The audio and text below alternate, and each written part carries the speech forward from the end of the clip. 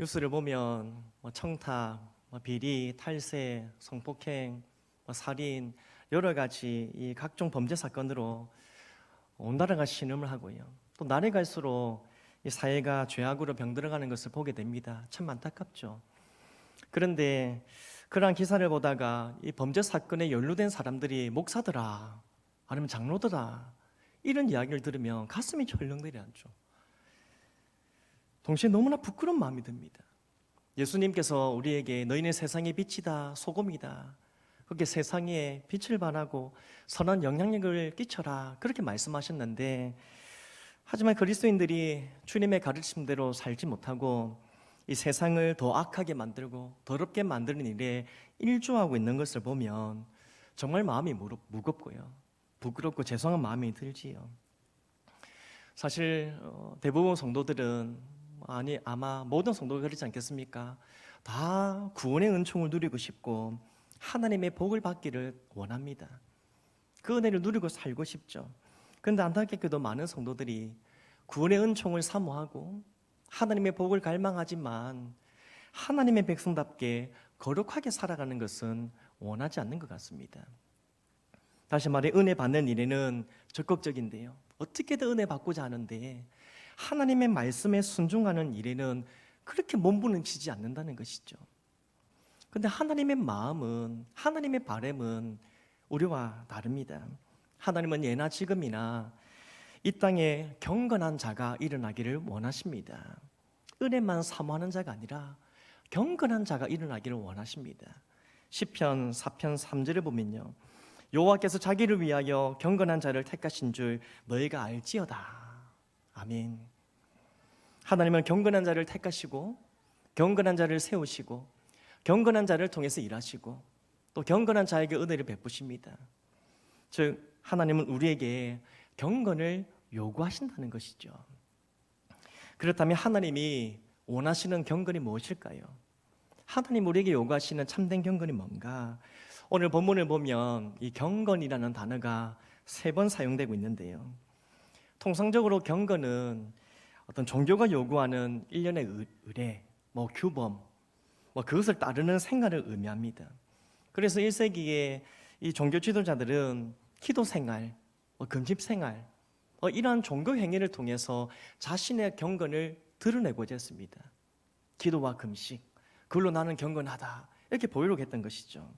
하지만 예수님은 종교적 행위로 자신을 경건하게 보이려고 하는 자들을 크게 책망하십니다. 마태복음 23장 27절에서 28절 말씀인데요, 같이 한번 읽어보겠습니다. 시작. 화 있을진저 외식하는 서기관들과 바리새인들이여, 회친한 무덤 같으니 겉으로는 아름답게 보이나 그 안에는 죽은 사람의 뼈와 모든 더러운 것이 가득하도다. 이와 같이 너희도 겉으로는 사람에게 옳게 보이되 안으로는 외식과 불법이 가득하도다. 아멘. 즉 예수님은 형식적인 종교 행위로 끝나는 경건은 거짓 경건임을 지적하고 계신 겁니다. 그거 경건 아니다 이거죠. 그렇습니다. 예수님의 말씀대로 경건은 종교적인 행위와 열심으로 증명되는 것이 아닙니다. 깨끗한 옷을 차려입고요, 성경책을 챙기고 예배 자리로 나옵니다. 그리고 매 시간 빠지지 않고 열심히 예배를 드립니다. 그렇다 하더라도 그 사람이 경건한 자가 아닙니다. 기도를 많이 하고 금식을 하고 직분을 받았다고 하더라도 경건한 자가 된 것도 아닙니다. 경건은 종교성이 아니고요, 경건은 일상에서 하나님의 말씀에 반응하는 삶으로 증명됩니다. 다시 말해서 예배를 잘 드리는 행위가 아니라 예배를 통해서 받은 은혜로 거룩하게 살아가는 것이 경건이고요, 하나님의 말씀을 많이 듣는 것이 아니라 들은 말씀대로 실천하는 것이, 순종하는 것이 참된 경건입니다. 따라서 오늘 야고보는 이 본문에서 종교적 행위로 자신의 경건을 치장하고 있는 사람들을 지적하면서요, 그거 아니다 그러면서 주님이 원하시는 참된 경건이 무엇인지 오늘 우리에게 가르쳐주고 있습니다.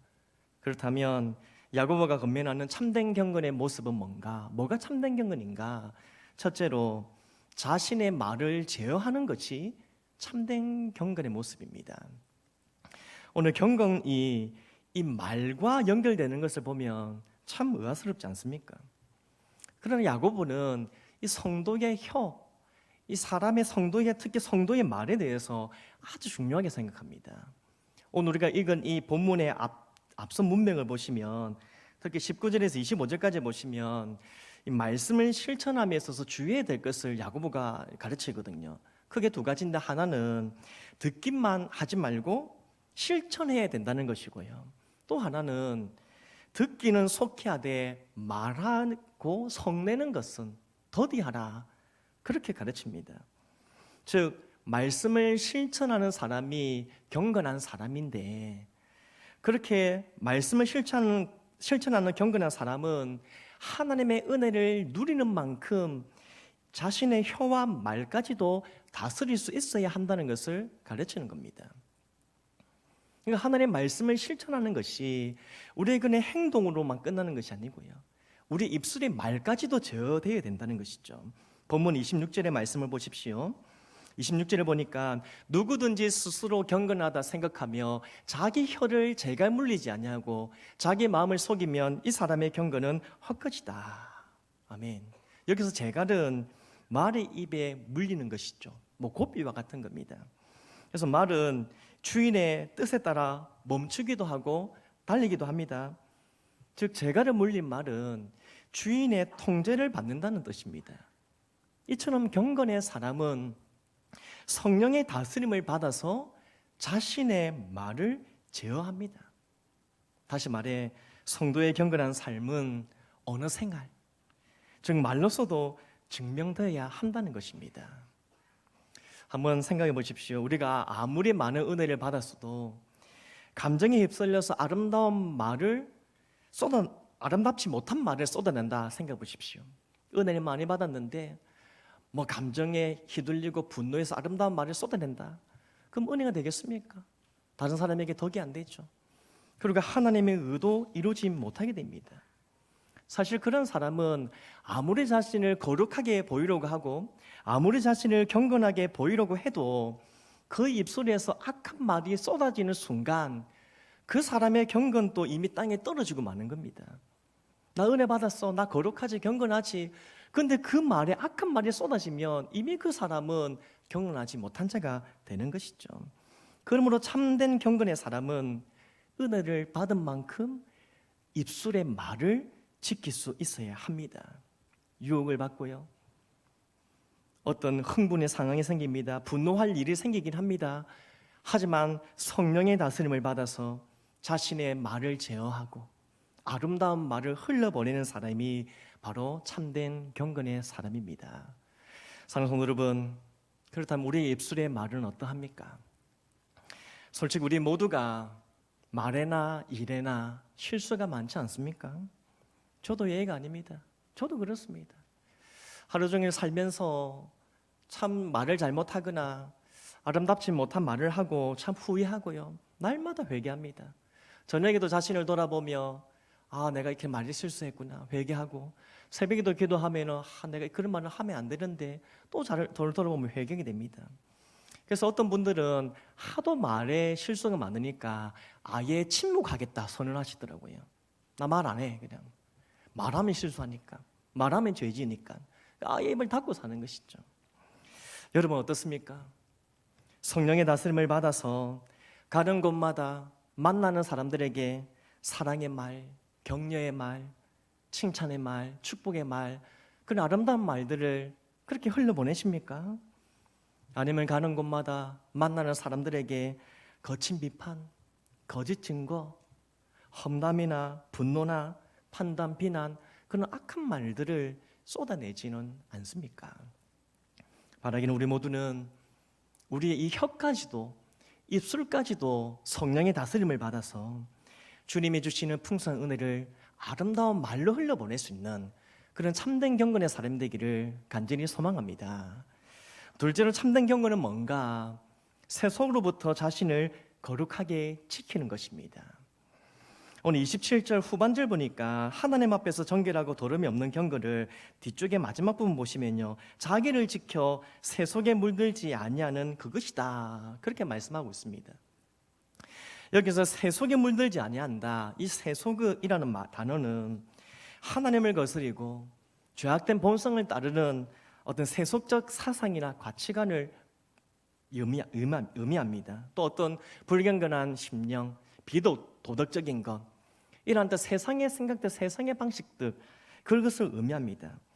따라서 이러한 것들로부터 철저히 분리되어서 하나님의 말씀을 따라 자신의 마음과 생각을 지키고, 그리고 하나님 백성답게 살아가는 것이 바로 거룩이고 참된 경건의 모습이라는 것이죠. 다니엘과 세 친구들을 한번 보십시오. 이 다니엘과 세 친구들이 바벨론의 포로로 잡혀가죠. 그리고 특별히 이 왕궁에서 진행이 됩니다. 당시 바벨론의 인재 교육 정책을 따라서 이 다니엘과 세 친구들이 특별히 선별되었고요. 그래서 왕궁에서 지내면서 이 왕이 직접 주는 특별식을 먹고 특별한 교육을 받게 되었습니다. 자, 그렇다면 이들이 앞으로 바벨론에서 살아남기 위해서 어떻게 될까요? 조금이라도 눈치가 있는 사람이라면 왕에게 마음을 얻고 이 왕궁의 실세가 누군가를 다 살피면서 그 사람들에게 잘 보이려고 비율을 맞추려고 그렇게 노력하지 않겠습니까? 그렇게 그들이 요구하는 대로 복종해야 살아남게 되죠. 또 출세의 길이 보장되는 건 아니겠습니까?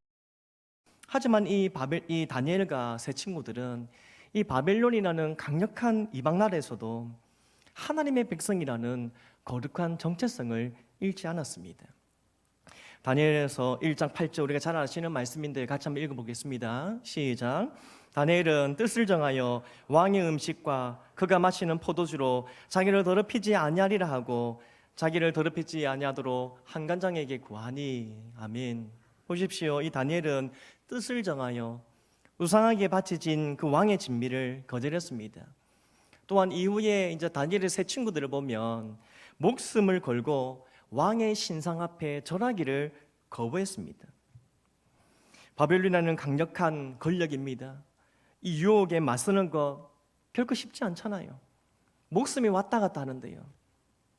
하지만 그럼에도 불구하고 이 다니엘은 뜻을 정하고 거룩한 하나님의 백성답게 자신을 지켜 거룩하게 살고자 했던 것입니다. 다시 말해서 세상 권력이나 불법에 타협하여야만 성공할 수 있다. 조금 절해라, 조금 숙여라, 조금 따라가라. 그래야 성공할 수 있다는 이 성공주의를, 세속적 성공주의를 거절했던 것이죠. 그것을 거절하면서 하나님의 백성답게 나는 하나님의 말씀대로 살겠다, 말씀을 따르겠다, 그렇게 결단했던 것입니다. 이것이 바로 세속에 물들지 않는 거룩한 삶이고 참된 경건의 모습입니다. 요셉도 우리가 잘 알지 않습니까? 요셉이 섬겼던 이 보디발의 아내가 요셉에게 자기와 동침하자고 유혹하죠. 그것도 한두 번이 아니고 날마다 찾아와서 끈질기게 유혹합니다. 사실 당시 요셉의 신분을 보면 이 여주인의 청을 거절하기가 쉽지 않습니다. 다니엘처럼요. 여기도 지금 노예 신분으로 와서 그 집에 가정 총무로 있다 할지라도 그래도 그 여주인의 말에 거역한다? 그 청을 거역하면 사실 불이익을 당할 것이 뻔하죠. 어떻게 잘못될 수가 있는 겁니다. 때문에 당시 많은 종들이 이 주인의 행포에 할 수 없어서 굴복하는 경우들이 참 많고요. 그러다 혹시나 운이 좋으면 이 세상적인 이익을 좀 보기도 하는 것이죠. 하지만 요셉은 그렇지 않습니다. 자신을 지켜서 죄와 타협하지 않았습니다. 창세기 39장 9절을 한번 보십시오. 요셉이 이렇게 말합니다. 함께 읽어보겠습니다. 시작. 이 집에는 나보다 큰 이가 없으며 주인이 아무것도 내게 금하지 아니하였어도 금한 것은 당신뿐이니 당신은 그의 아내임이라. 그런즉 내가 어찌 이 큰 악을 행하여 하나님께 죄를 지으리까. 아멘. 보십시오. 이 요셉은 여주인과 동침하는 것을 출세하냐 출세하지 못하냐 그걸로 보지 않습니다. 유혹합니다. 어떻게 할까? 내가 이걸 받으면 성공할까? 받지 않으면 성공하지 못할까? 그러한 관점으로 보지 않습니다. 요셉은 이 일을 하나님과의 관계에서 거룩의 문제를 보고 있습니다. 때문에 요셉은 하나님 앞에서 자신의 거룩을 지키기 위해서 이 여주인의 유혹을 거절하는 것입니다. 아무도 보는 이가 없다 할지라도, 혹 세상적인 불이익을 당한다 하더라도 하나님을 두려워하는 그 믿음으로, 하나님을 경외하는 믿음으로 자신을 지켜 새 속에 물들지 않도록 나아가는 그 다니엘을, 이 요셉의 모습을 우리는 보는 것입니다. 이처럼 하나님을 경외하는 신앙으로 음란, 방탕, 세상의 어떤 더러움들, 세상의 어떤 불법들, 성공주의, 세속주의 이런 것들과 맞서서 자신을 거룩하게 지키는 것, 이것이 바로 참된 경건입니다. 아시다시피 오늘날 이 세속주의와 성공주의가 얼마나 우리 하나님 백성들을 많이 유혹하고 있습니까? 쉴 새 없이 공격하죠. 하나님 백성들이 정말 하나님의 말씀대로 살지 않고 세속된 생각을 가지고 성공주의에 빠져서 쾌락주의에 빠져서 살아가도록 얼마나 많이 흔들고 있는지 모릅니다. 그래서 그리스도인들이라 하지만, 우리가 성도라고 하지만 육신의 정욕을 따라서 음란과 방탕에 처하게 되는 경우가 얼마나 많습니까? 또 조금이라도 더 많은 돈을 벌기 위해서, 조금이라도 더 높은 지위에 올라가기 위해서, 조금이라도 더 성공하기 위해서 직장과 삶 속에서 부정하게 살아갈 때가 또 많지요. 성공과 출세를 위해서라면 어떤 분은 잠시 신앙을 내려놓기도 하고요. 세상과 타협하며 세상 사람들과 똑같이 살아가는 경우도 우리가 보게 됩니다. 하나님보다 세상의 것들을 더 사랑해서, 하나님의 말씀보다, 하나님 앞에 지키려고 하는 나의 이 거룩보다 성공과 출세, 세상의 유익이 더 좋아서 거룩을 잃어버리고 만 것입니다. 그럼에도 이 세속주의와 싸우며 이 성도의 경건을 지켜나가는 사람들도 있습니다. 제가 예전에 사역했던 교회 한 집사님이 대학 교수셨는데요, 그분이 그렇게 이야기를 하시더라고요. 교수로 생활하다가 달콤한 제안을 받았답니다. 어떤 다른 교수님이 우리 학과에서 어떤 프로젝트를 이렇게 좀 추진하려고 하는데 조금만 편법을 쓰면 돈을 많이 벌 수 있다는 거예요. 그런데 그렇게 그분과 이 두 분이 이렇게 좀 잘해가지고 하면 자기들에게도 많은 돈이 떨어진다는 겁니다.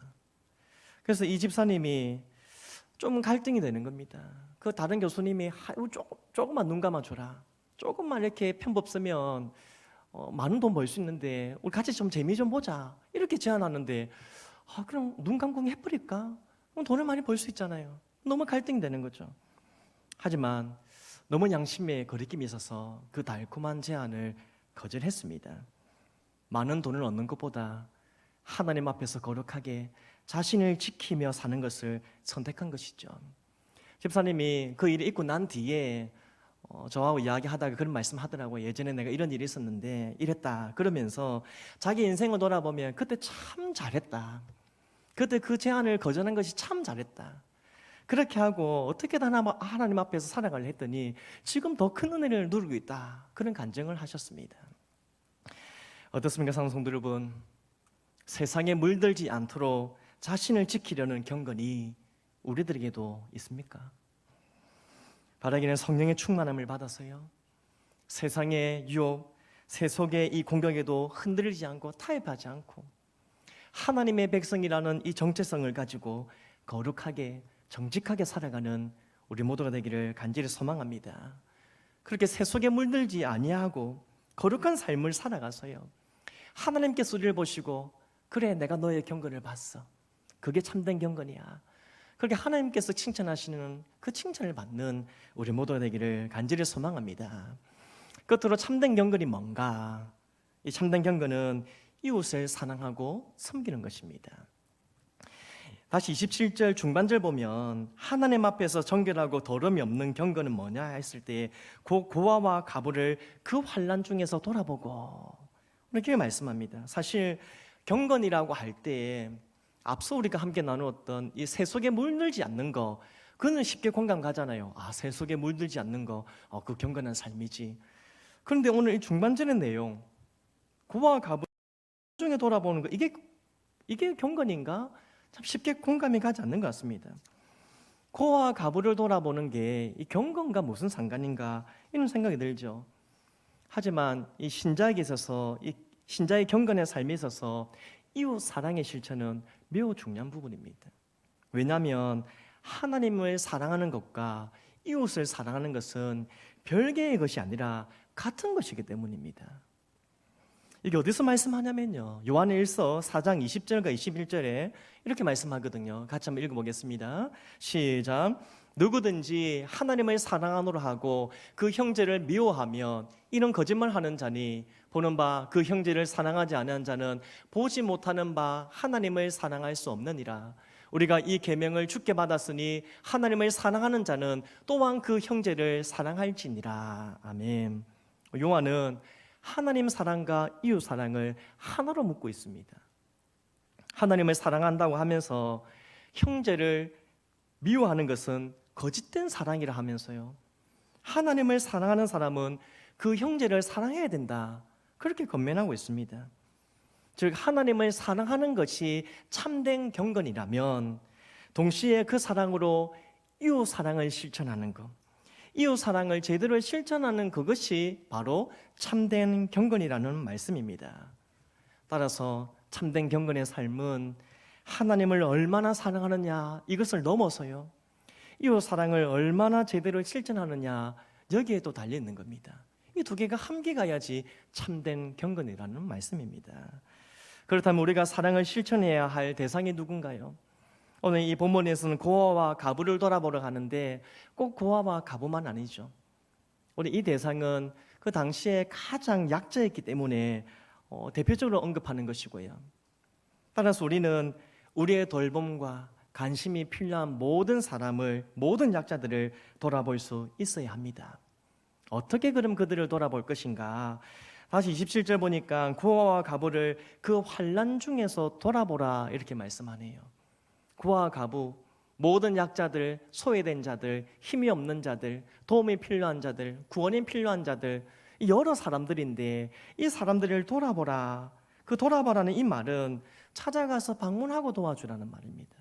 즉 가만히 쳐다만 보고 있지 말고 찾아가서 위로해주고 그 필요를 도와주고 기도해주라, 그런 뜻입니다. 우리 예수님께서 그렇게 우리를 찾아오셨죠. 하늘 영광을 버리시고 낮고 낮은 우리를 찾아오셔서 우리를 돌아봐 주셨습니다. 세리와 창기, 고아와 가부, 모든 약자들을 찾아오셔서 위로하시고 먹이시고 돌보아 주셨습니다. 그 사랑을 우리가 지금도 받고 있지 않습니까? 따라서 우리는 예수님께서 몸소 약하고 이 소외된 자를 찾아가 섬기는 이 사랑을 우리가 실천하는 것이지요. 그렇게 하는 것이 참된 경건의 삶입니다. 사랑하는 성도 여러분, 벌써 오늘이 2022년 11월 마지막 날입니다. 알고 계시죠? 너무 바빠서 오늘이 며칠인지도 모르고 지나가는 분도 계실 텐데요. 오늘 마지막 날이면 내일은 12월 1일입니다. 이제 내일부터는 12월입니다. 근데 성탄절이 있는 이 12월을 소위 사랑의 달이라 하지 않습니까? 예수님께서 오신 이 달을 사랑의 달, 사랑을 나누는 달이다, 그렇게 이야기하는데요. 그렇다면 어떻습니까? 하나님께서 내게 베푸신 이 사랑이 나와 내 가정에만 이렇게 머물러 있습니까? 아니면 지금도 필요한 사람들에게 이제 흘러가고 있습니까? 이 사랑의 달, 물론 12월 달만 우리가 사랑을 베푸는 것은 아닌데 주님께로부터 우리가 사랑을 공급받고 있는데 그 은혜를 누리고 있는데 이 사랑이 내 안에만 머물러 있는지, 아니면 흘러가서 다른 사람들에게 이 사랑과 이 은혜가 다른 사람들에게 감동을 주고 있는지 어떻습니까? 때로는 우리가 약하고 소외된 사람들을 도와주자 하면 부담이 딱 되죠. 도대체 얼마나 많은 사람들을 내가 도와줘야 될까? 그리고 어디까지 얼마만큼 그 사람을 도와줘야 될까? 이걸 생각하면 참 부담이 되는 거예요. 그래서 엄두가 나지 않을 때가 있습니다. 다 못 도와주는데 어떻게 내가 할 수 없는 부분이잖아. 내가 얼만큼 이 조금인데 내가 어떻게 이가 되겠어? 주저하게 되는 것이죠. 솔직히 우리는 모든 사람을 돌아볼 수 없습니다. 하지만 그렇다고 한 사람이라도 돌아보지 않고 가만히 있으면 안 됩니다. 하나님을 사랑한다고 한다면 한 사람에게라도 찾아가야 되는 것이고요. 그리고 작은 사랑이라도 나누고 베풀어 줄 수 있어야 합니다. 어떻습니까? 한 사람이 생각나십니까? 아, 그 사람, 내가 찾아가서 도와줘야 될 사람, 찾아가서 위로해주고 기도해줘야 될 사람, 그 사람이 생각나십니까? 오늘 예수님께서 우리에게 먼저 찾아오셔서 우리를 돌아보시고 위로하시고 우리를 이렇게 세우신 것처럼 이제 우리가 예수님의 손과 발이 되어서 그 한 사람에게 찾아가서 위로해주고 도와주고 사랑하고 섬겨줄 수 있기를 간절히 소망합니다. 이것이 바로 주님이 원하시는 참된 경건의 삶입니다. 말씀을 읽겠습니다. 좀 오래됐는데 2014년에 이 한국교회와 우리나라의 죄악을 같이 회개하는 이 회개 집회가 해운대에서 열렸습니다. 2014년 해운대 회개 집회에 일어난 혹시 가신 분 계십니까? 그때 이 집회에서 이 주최 측의 모든 참가자와 함께 우리가 회개하자 그러면서 이제부터는 어떠한 삶을 살아야 될 것인지 7가지 약속을 했습니다. 지금까지 하나님 앞에 한국교회가 우리나라가 범죄한 것을 철저히 회개하면서 이제는 이렇게 삽시다 7가지 약속을 했거든요. 그 7가지 약속이 이렇습니다. 한번 보시고요. 같이 한번 읽어보겠습니다. 자, 시작. 손해보더라도 정직하게 살겠습니다. 막말하지 않고 좋은 말만 하겠습니다. 퇴폐문화 멀리하고 깨끗하게 살겠습니다. 방황하지 않고 가족과 함께 하겠습니다. 외면하지 않고 이웃을 돕겠습니다. 불편하더라도 참고 아끼겠습니다. 대한민국을 사랑하겠습니다. 아멘 나올 뻔했죠 지금. 이렇게 살자는 거거든요. 저는 이것을 보고 이것이 바로 하나님이 이 시대를 살아가는 우리 성도들에게 원하시는 것이다. 이 시대를 살아가는 우리 성도들이 추구해야 될 삶은 다른 것이 아니라 하나님의 말씀을 따라서 이렇게 살아가는 것이다. 이것이 바로 하나님께서 원하시는 참된 경건이다. 그런 생각을 했습니다. 그렇습니다. 성도 여러분, 참된 경건은 멋지게 예배만 잘 드리는 것이 아니라 예배 이후에 우리의 삶을 멋지게 하나님께 올려드리는 것입니다. 종교적인 행위가 아니라 말과 마음과 행동에까지 거룩한 사랑을 우리 일상에서 실천하는 것, 일상에서 살아가는 것이 살아가는 사람이 참 경건의 사람입니다. 성도 여러분, 많은 사람들이 하나님이 원하시는 하나님이 찾으시는 경건의 모습이 없음에도 불구하고 아무런 부담감을 가지지 않고 그냥 살아갑니다. 또 어떤 사람들은요, 자신의 삶에 이 거룩한 사랑의 실천이라는 경건의 모습이 없음에도 불구하고 나는 경건한데, 나는 경건 사람인데 그렇게 착각합니다. 우리들은 어떻습니까? 우리에게는 하나님이 원하시는 이 참된 경건의 삶이 정말 있습니까? 오늘 자신을 돌아보시면서요, 오늘 예배를 잘 드리기만 하는 자가 아니라 예배를 통해서 받은 은혜를 가지고 일상에서 하나님의 말씀을 따라 살아가는 우리 모두가 되기를 간절히 소망합니다. 오늘 말씀을 기억하시면서 성령의 다스림을 따라서 입술까지도 제어하고 세속주의에 물들지 않고 하나님의 백성이라는 정체성을 가지고 거룩하게 진실하게 살아가는 참 경건의 사람이 되기를 간절히 소망합니다. 또한 하나님을 사랑하는 것만큼 소외되고 약한 자들을 찾아가서 도와주고 위로하는 그런 주님의 사랑을 실천하는 우리 모두가 되기를 간절히 바랍니다. 그렇게 함으로 우리의 이 경건의 삶이 우리의 가정과 교회와 이 세상에 선한 영향을 끼쳐서 하나님의 영광을 드러내는 우리 모두 되기를 주님 이름으로 축복합니다.